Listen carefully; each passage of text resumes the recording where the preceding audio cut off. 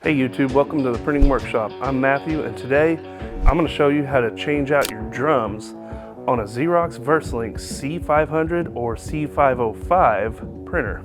First thing you're going to want to do is open your right side cover. You'll remove your waste toner container by pressing down the orange button and rolling it out. Now here are your drums. We have a latch handle in orange right here. You just grab the top of it, roll it down, and it unlocks just like that. You grab that same handle and you pull straight out on the drum.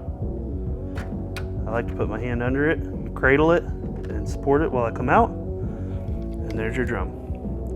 Remember, try not to touch the green surface or nick it because it will mess up your print quality. Now to go back in, the drum side will be pointed up. You'll set it right where it goes into its slot, and then give it a couple slides to make sure you're in the right spot, and then push it all the way in.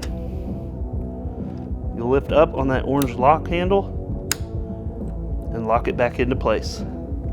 Over here on the left side is your lens cleaning rod. It has a horseshoe shape, and right here where that orange lock handle was is also a horseshoe shaped hole.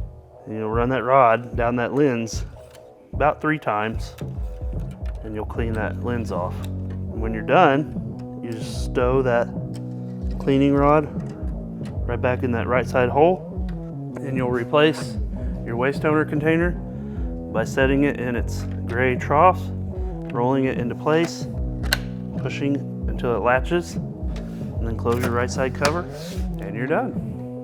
If you'd like to see more quick how-to videos on this same model, click right here. If you'd like to see more quick how-to videos on other Xerox products, subscribe to our channel.